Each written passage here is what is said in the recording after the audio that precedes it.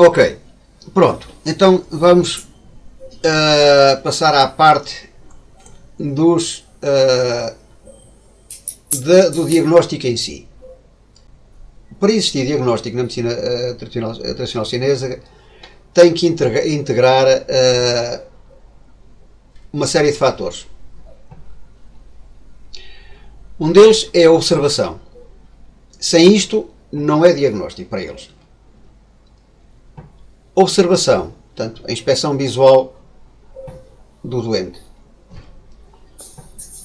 O que é que se observa? De uma forma muito ligeira, porque no fundo observa-se tudo, mas de uma forma muito ligeira, a expressão do doente, a cor da face, a língua, a postura do doente e as secreções. E nós já vamos ver como é que é feita essa observação, ok? Portanto, tem que haver observação, ausculta e olfato, o som da voz, a respiração, a tosse, os odores corporais. Tem que haver uma anamnese, que se chama interrogação, onde consta o histórico da pessoa, dos ancestrais, da doença, os sintomas, os hábitos, as emoções e as queixas. A palpação, o pulso, pontos de pressão, que vocês para já não vão aprender, mas depois podem perfeitamente integrá-los aí, abdômen e temperatura. Estes métodos não são utilizados isoladamente, mas sim integrados para formar um quadro de diagnóstico completo e coerente. Portanto, a observação destes 4 métodos é que dá resultado, dá como destino um diagnóstico. Ok? Vamos agora vê-los um a um. Observação.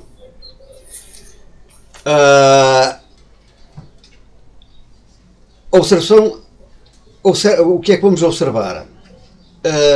Logo à partida, aquilo que eles chamam o Shen, que é o que nós falamos também logo no princípio, que é o espírito.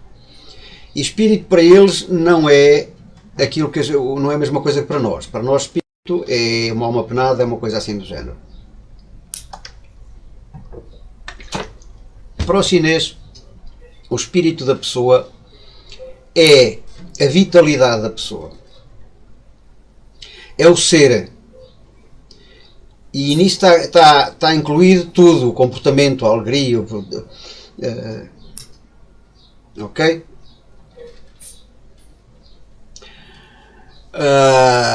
Portanto, para observar o espírito, vamos olhar para o aspecto da pessoa. Espírito presente, olhos vibrantes, expressão viva, resposta adequada, se a pessoa é uma pessoa viva, com vitalidade. E isso vai-me indicar que se a pessoa tem esse tipo de vitalidade, logo à partida, que é uma pessoa com um prognóstico favorável. Espírito ausente, aquela pessoa que se apresenta com olhos opacos, expressão apática, confusa, e que me indica já de si um prognóstico reservado. O espírito falso, agitação superficial em doente grave, portanto ultrapassou isto e a pessoa está completamente descontrolada. Isso é um sinal de perigo grave. Segunda observação, a cor da face. Voltamos àquela história que nós falámos há bocado, a que nós falámos do início, e por isso é que aquela parte toda era importante. Olhar para a face da pessoa, para o rosto da pessoa, entre outras coisas, porque eu estou a dizer as coisas mais evidentes, mais cor azul esverdeada, a cor da face, aquela pessoa que tem aquele tom esverdeado, brilhante, aqueles indica problema de fígado, frio, dor, estagnação e vento. Aquela pessoa que se apresenta vermelha na cara, calor, e está ligada naturalmente ao coração. Portanto, face vermelha, fogo, calor e tendencialmente coração. Amarelo. Quando eu digo amarelo, não é amarelo de itrícia, como é lógico. Aquele amarelo macilento, que a gente chama macilento. Deficiência de baço e umidade. Branco, aquela pálida, essa palidez branca mesmo, que a gente está relacionado aos pulmões e é interpretado como deficiência de Qi ou deficiência de sangue, ou dos dois. E naturalmente é frio. Preto está ligado aos rins e deficiência severa do rim está ligado ao frio e estagnação crónica. Repare, as pessoas quando começam a ter deficiência renal crónica, começam a ficar com a pele escura. Aqui diz preto, mas isto é um castanho preto, é uma coisa escura mesmo. Ok? Portanto, temos aqui uma ligação das cores. A gente olha para a cara da pessoa e às vezes para o corpo. Mas como isto é logo a primeira coisa que eu tenho, é o doente vem ter comigo, eu estou com ele e eu estou a observá-lo. Estou a falar com ele e estou a observá-lo. E a primeira coisa que eu faço é refletir-se nas mãos, depois com o tratamento vou vendo os pés, os braços, etc. Não é? É refletir-se na cara e ver, esta pessoa tem espírito, não tem, está... ok, esta cor, qual é a cor dele? É esta cor, percebem? E depois tomo nota, se eu não souber de cor, tomo nota e relaciono. Aliás, nós vamos fazer estou a fazer precisamente uma ficha de anamnese que vai nesse manual que eu disse. De forma a gente seguir aquele percurso, tomar as anotações e depois ir comparar. Porque eu não preciso fazer o diagnóstico no dia em que o doente chega ao pé de mim. Vamos lá ver. Se me chega uma pessoa com uma situação aguda muito grave, eu não preciso lhe fazer um diagnóstico. Se a pessoa me chega com um tumor no braço, eu não preciso lhe fazer um diagnóstico nesse dia, porque o que eu tenho de tratar logo de imediato é o tumor no braço, não é?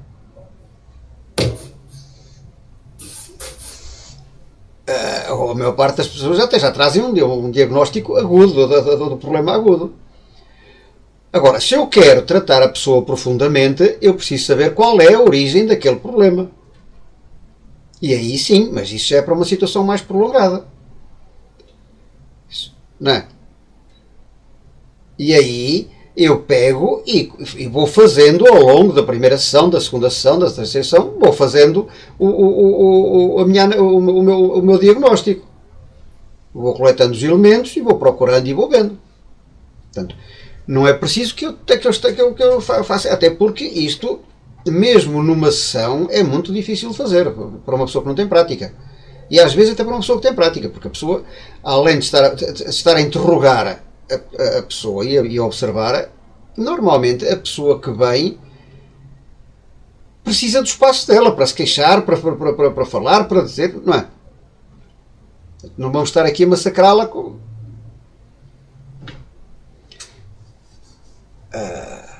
ok? Terceiro pilar, a observação da língua, que nós já vimos. Primeiro, o corpo da língua, que nos dá a ideia do estado do Qi, do sangue, do Yin e do Yang, consoante esteja pálida, vermelha, roxa ou azulada. Depois, a forma da língua, que nos dá a indicação da constituição, da umidade e da deficiência, se estiver fina, inchada, fissurada, marcas de dentes. Depois, o revestimento da língua, a saburra, que nos dá o estado do sistema digestivo, o estado dos órgãos, consoante for fino, espesso, branco, amarelo, seco ou pegajoso. E depois o movimento da língua, se ela está treme, se está desviada para um lado, se está rígida, que nos dá a indicação de deficiência ao vento interno. Já falámos nisso lá em cima. Depois, seguido de observação da postura e do movimento. Eu estou a olhar para a pessoa e estou a apreciar. Se a pessoa está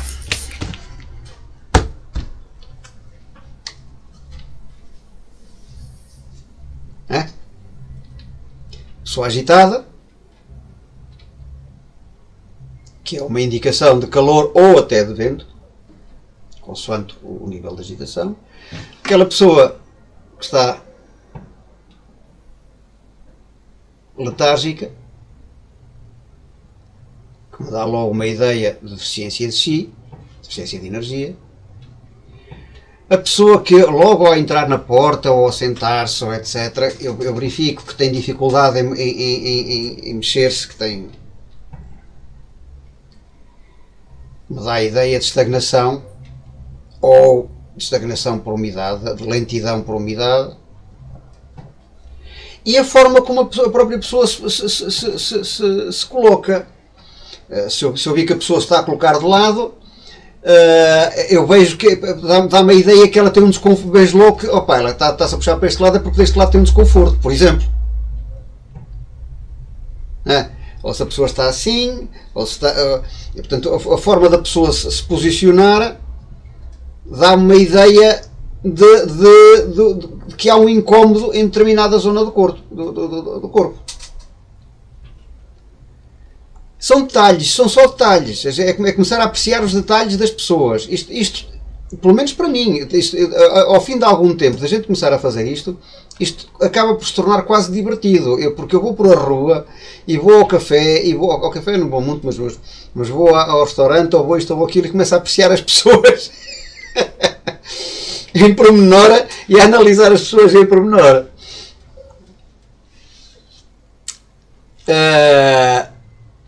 Ao escuta e olfato, o que é que nós vamos apreciar? A forma como a pessoa fala. Se fala a gritar, raiva, estagnação do fígado, certo? Se está a rir, alegria excessiva, calor no coração, não vale a pena rir. Canto, aquela pessoa que tem meio melodiosa, meio a cantar. Preocupação, deficiência de baço. Choro, logicamente, tristeza, deficiência dos pulmões. E o gemido, aquela pessoa que fala a gemer, ou que geme mesmo. Medo, deficiência dos rins. Uma voz forte e sonora,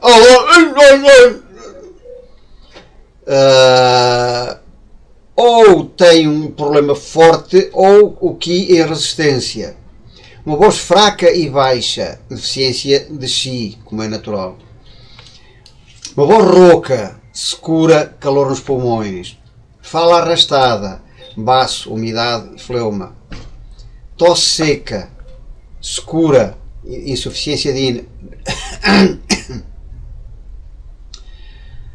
tosse com expectoração, umidade e fleuma. Isto são coisas básicas, banais, que a gente está constantemente a olhar para as pessoas e que nos dão indicações logo de tipos de problemas que a pessoa tem. É evidente que isto para a nossa medicina não são problemas nenhuns.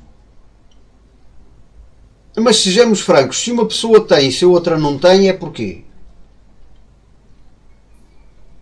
É porque há diferenças entre elas, não é? Se algumas pessoas andam por aí a tossir e outras não andam, é porque aquelas que têm tosse têm alguma coisa que é diferente das outras.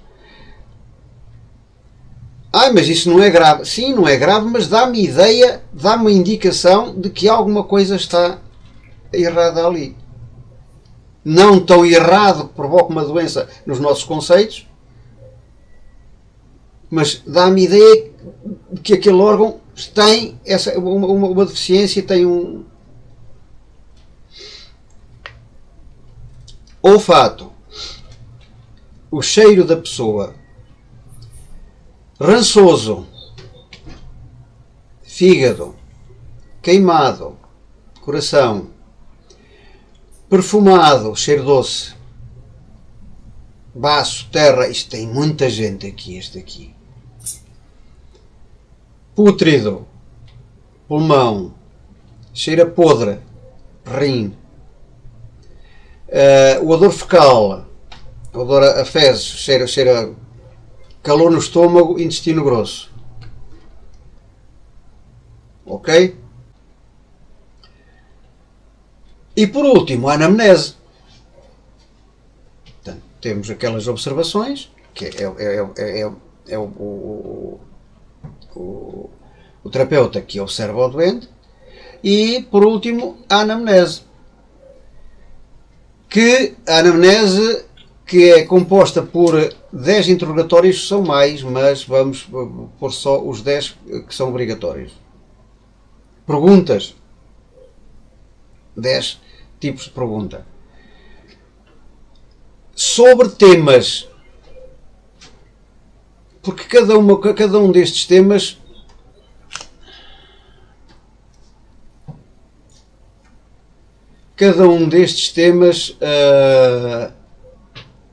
pode ser bastante explorado. Depois, consoante a prática, a gente vai aprender a explorar os temas. Mas, basicamente, pergunta-chave: sente frio ou calor? Pergunta número 1. Calor, frio. O frio melhora quando se agasalha? Ou, por mais que se agasalhe, continua com frio? Tem frio mesmo no verão? Percebem? Este é o tipo de frio, como é que o frio é. Prefere frio ou calor? E isto aplica-se para o calor ou para o frio. Sudorese. A pessoa sua, olha, a anamnese, a gente tem que ser, na anamnese nós temos que ser muito criativos, porque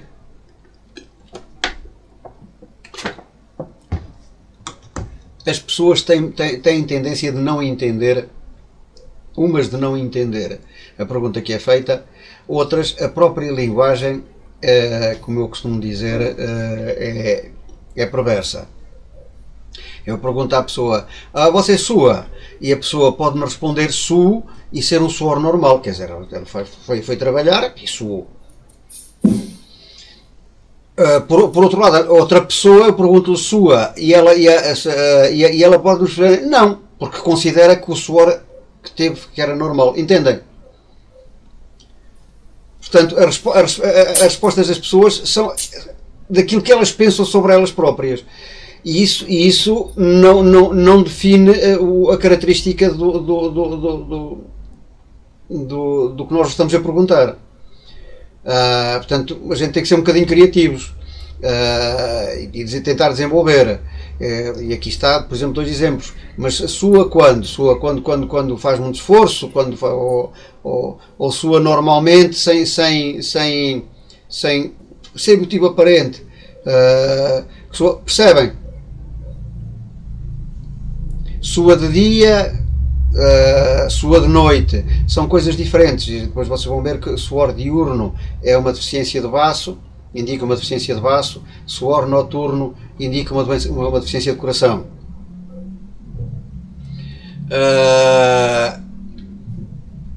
Eu só estou a tentar que vocês percebam mais ou menos como é que é feita a anamnese, porque depois de fazer as correspondências a gente vai fazer.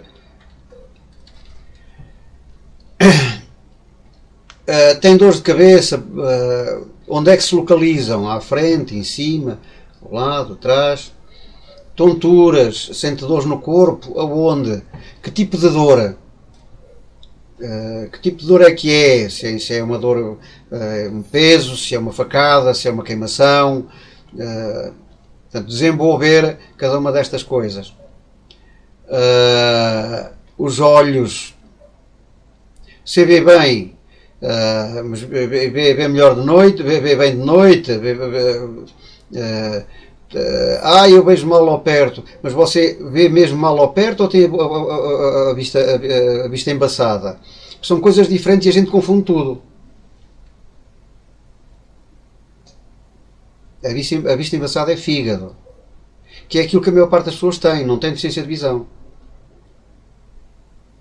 Chamam-lhe vista cansada os oftalmologistas. Mas isso é uma deficiência de fígado. E não é deficiência de visão.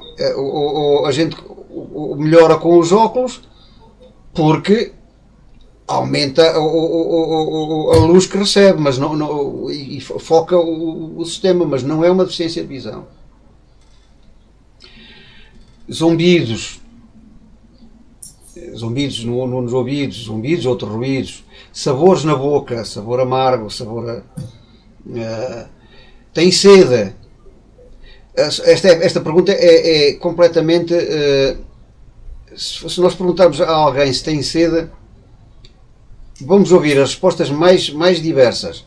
Pessoas que não têm sede nem nunca tiveram vão responder que sim, porque sentem secura. E secura é diferente de sede. Pessoas que sentem sede vão dizer que não. A gente tem que também saber orientar sede é beber porque se sente seco é secura, não é sede. A sede é a mesma condição que a fome em relação à alimentação. É aquela necessidade de ingerir líquidos, não porque estou seco, porque sinto essa vontade,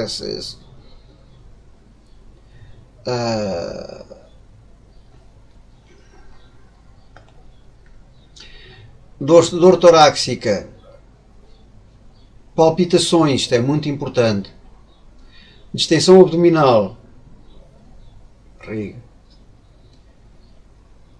apetite, tem apetite, come, como é que come, se passa muitas horas sem comer, se nem se lembra disso, se anda constantemente a petiscar, o tipo de fome ou não fome que a pessoa tem define alguns tipos de problemas. Quando come, se faz bem a digestão, se tem peso depois da digestão para comer. O sono, se a pessoa dorme bem, e aqui dormir bem ou ter insónias são coisas, pela nossa definição aqui, ter insónia é a pessoa que não consegue dormir de noite. Para o chinês, qualquer perturbação do sono é insónia. Ou seja, dormir bem é deito-me às 11 e acordo às 8 da manhã.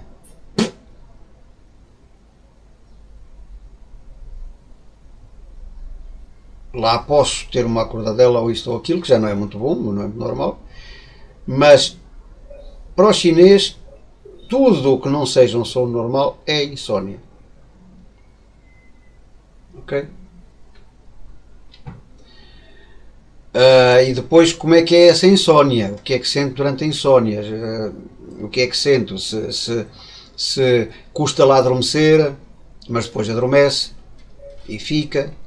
Ou se adormece bem, mas depois acorda à meia da noite e já não consegue dormir mais. Ou se adormece bem, mas depois anda sempre com sono leve.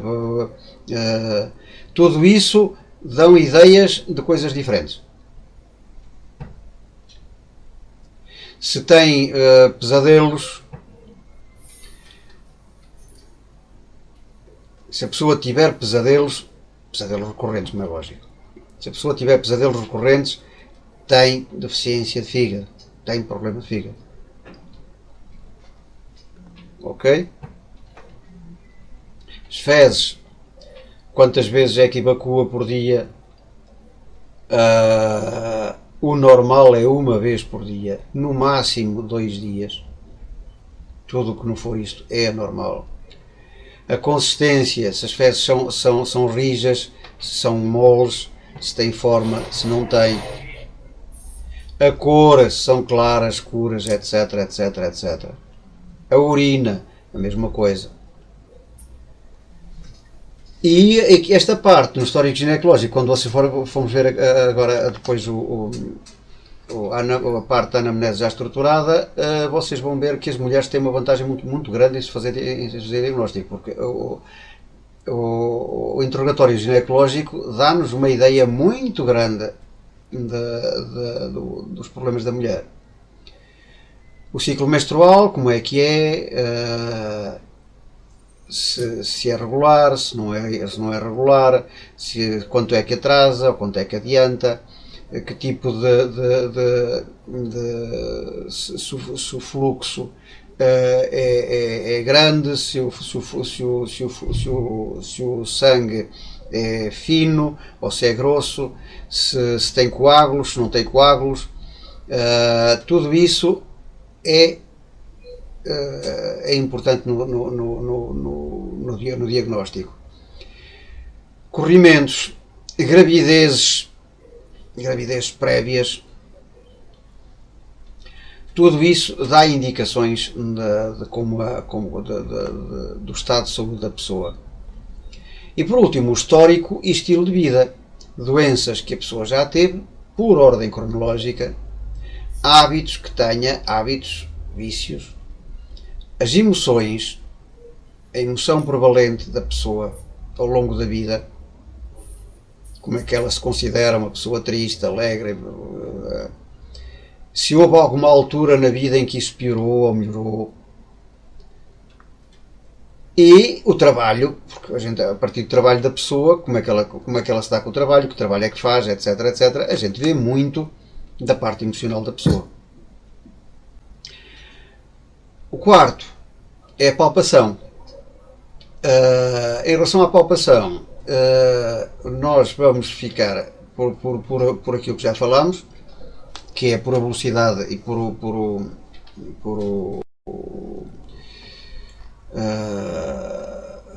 a força do pulso. No entanto, depois vocês, com a prática, podem ir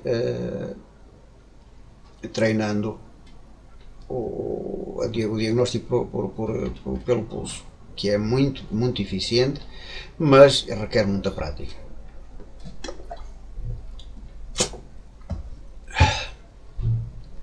Em relação ao pulso, a gente já falou. Portanto, tudo o que seja acima de 80 batimentos por minuto é excesso, é calor, é rapidez, é desgaste.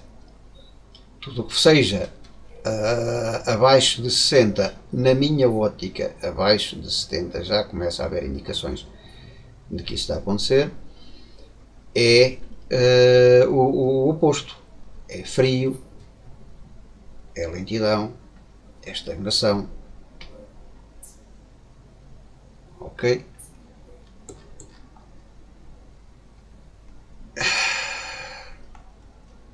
Aqui a palpação do abdômen, neste caso, não poderão depois vocês, em alguns casos, ser necessário.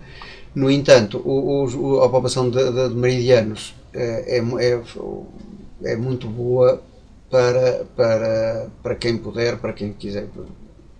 A gente em magnetismo não toca na pessoa, portanto não vamos entrar por estes campos. Mas pode, conhecendo os meridianos, apalpando os meridianos, a gente pode não apalpar o meridiano, mas por a zona de dor, muitas vezes, ou por a queixa da pessoa, a gente pode relacioná-lo ao meridiano e juntando com o resto dos fatores, comprovar ou não se há relação. Um exemplo muito típico é as pessoas que têm hérnias inguinais, ou que têm caroços ou ínguas na zona da brilha, etc, etc. Uma grande parte delas, se não quase a totalidade, estão relacionadas com o meridiano da vesícula. São pontos inflamados no meridiano da vesícula. Se a pessoa me diz que tem uma hérnia inguinal ou isto ou aquilo, eu fico alerta e vou ver se os outros sintomas se encaixam, porque à partida, se for realmente um problema, à partida é um indicador de vesícula.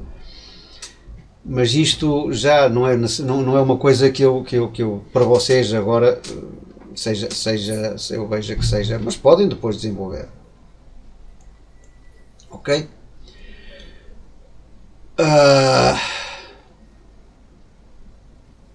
Portanto, isto é a primeira forma, que é a discriminação por padrões.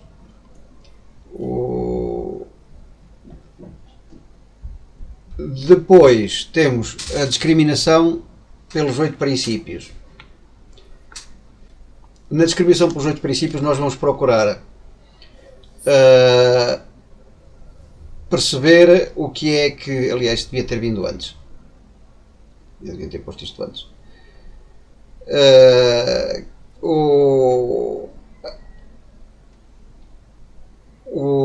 Se a tendência é yin ou yang, se é interna ou externa, se é por frio, se é por calor, se é por deficiência ou se é por excesso.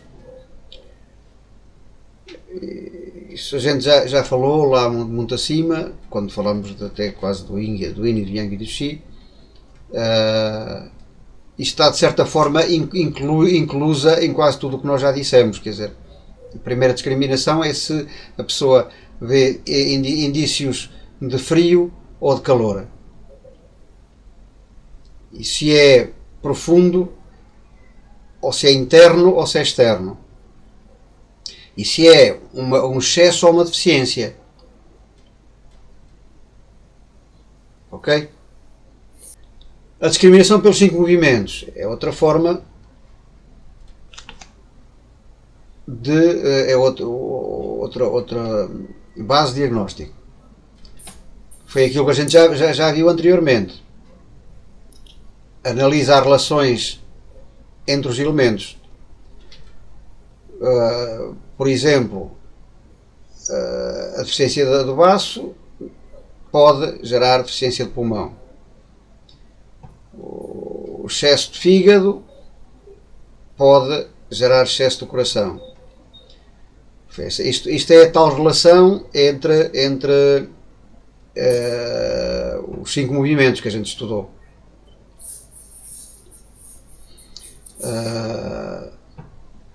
E por último, não. Não, falta já.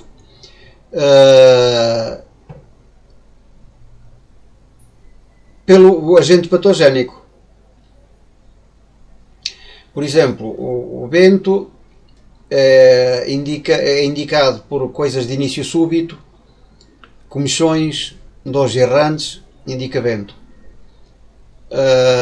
Dores fixas e intensas, sensação de frio, indicam frio. Febre, sede, vermelhidão, indicam calor. Sensação de peso, secreções abundantes, indicam umidade. Secura, pele e mucosa secas, indicam secura. Calor intenso, indica hemorragias. E depois, a discriminação por órgãos e meridianos. Por exemplo, o fígado indica irritabilidade, dores no hipocôndrio, olhos afetados. O coração é indicado por exemplo, insónia, palpitações, alterações da fala. O baço é indicado, por exemplo, por fadiga, má digestão, fezes pastosas. Os pulmões manifestam-se, por exemplo, em tosse, falta de ar, alterações da pele. Os rins manifestam-se em dores lombares, problemas urinários e tonturas. Ok?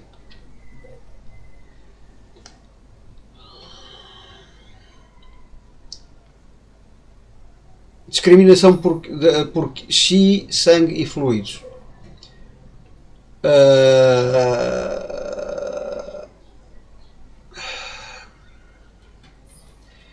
São os tipos de padrão que podem acontecer em relação ao xi e em relação ao sangue. O xi pode ter deficiência de xi, pode haver estagnação de xi, pode haver xi rebelde e pode haver colapso do xi. O sangue, pode haver deficiência de sangue, estagnação de sangue, calor no sangue. Os fluidos, pode haver deficiência de fluidos, retenção de fluidos e fleuma. O que é que eu faço no diagnóstico? Olho para a pessoa e vejo o aspecto dela. A cor dela. O aspecto, a cor, etc, etc, etc. Depois observo a língua e tiro conclusões. Observo a pessoa e tiro alguns padrões. Observo a língua, tiro outros padrões. Observo a postura e tiro outros padrões. Observo os sons, a fala, etc, etc, e retiro mais padrões. Faço a anamnese e retiro mais padrões. Vejo o pulso e retiro mais padrões. Depois pego nisso e relaciono-os. Aquelas coisas, aquela conclusão a que eu cheguei, relaciono-os a partir deste sistema, desta organização, que é, naquilo que eu vi, então, como é que está o yin, como é que está o yang, para determinada coisa, se é interior, se é exterior, se é frio, se é calor, se é deficiência, se é excesso. Se eu já tenho uma sequência de órgãos afetados, qual é o órgão que pode estar a afetar o quê? Isto está a gerar o quê? Está a gerar vento, frio, calor, umidade, secura, fogo. Não sei se me estou a fazer entender. Eu faço uma coleta de dados e depois integro estes dados consoante estes padrões, seguindo a discriminação pelo yin e o yang, por padrões, pelos princípios, pelos 5 movimentos, pelos patógenos. Pegando naquilo que tenho, comparo-os com cada um destes. Pego naquilo e analiso-os a partir de cada uma destes critérios. Ok? Então vou só concluir, vamos lá concluir isto. A propósito daquilo que a gente estava aqui a dizer, está aqui, o diagnóstico na MTC não é um fim em si mesmo, mas o ponto de partida para o tratamento. O princípio fundamental é tratamento discriminado segundo o padrão. Isto veio ao propósito daquilo que a gente estava a falar. Isto significa que padrões diferentes com sintomas aparentemente semelhantes podem exigir tratamentos diferentes. Padrões semelhantes com sintomas aparentemente diferentes podem receber o mesmo tratamento. Aqui um exemplo para ver se isto encaixa. Um paciente A que tem dores de cabeça com um padrão de vento frio externo, o tratamento será dispersar o vento e libertar o frio. O mesmo paciente que tem dor de cabeça que apresenta uma deficiência de yin do fígado, já o tratamento é nutrir o yin e suprimir o yang. Não é para vocês decorarem, é só para perceberem que dor de cabeça pode ser muita coisa dentro da medicina chinesa. Conclusão: os critérios de diagnóstico da medicina tradicional constituem um sistema holístico, integrado e dinâmico que coleta dados através dos 4 métodos. Sem isto não é diagnóstico. Analisa esses dados através de múltiplos sistemas de discriminação e depois sintetiza um padrão único que orienta o tratamento. E por fim, permite uma avaliação contínua de se o tratamento como é que o tratamento está a correr.